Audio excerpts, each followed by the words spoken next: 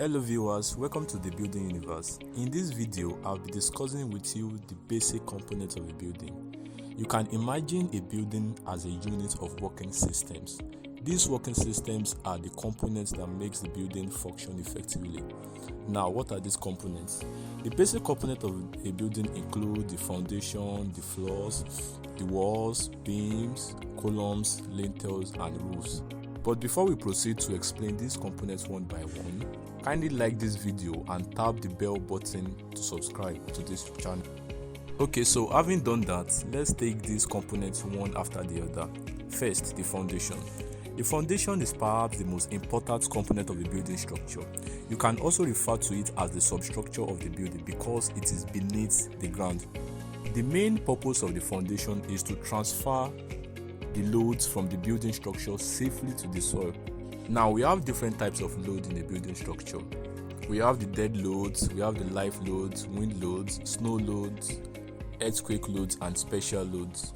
The dead loads are primarily vertical loads. They are permanent loads that are present in the building structure throughout its lifespan.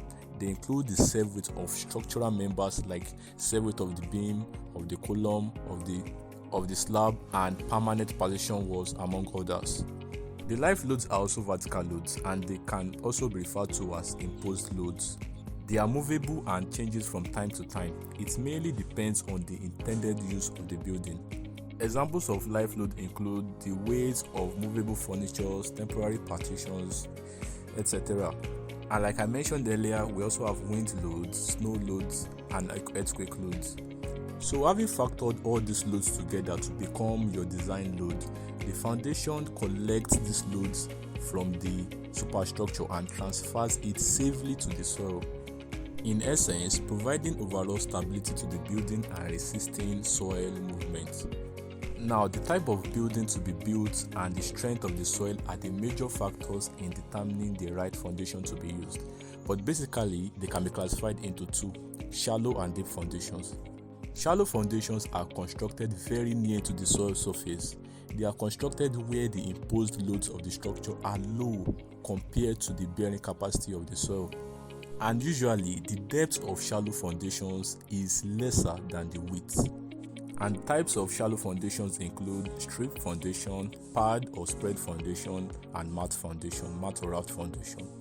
Strip foundations or strip footings are provided for load-bearing walls or to a closely spaced rows of column, while pad foundations are provided to support individual columns.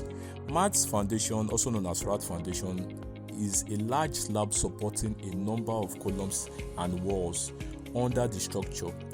It is constructed where the columns and walls are so close that their footings overlap. Now let's go to the other classification of foundations: deep foundations. Deep foundations are constructed deep below the ground. Usually, the depth is greater than 3 meters below the ground level.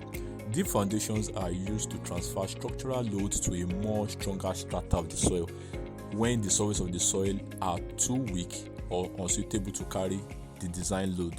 And the types of deep foundation include basement foundation, buoyancy raft foundation, casings, and pile foundations. So thank you for watching this video. In the next video, I'll be talking about floors as a component of the building structure. So don't forget to like this video and hit the bell button to subscribe to this channel. Save.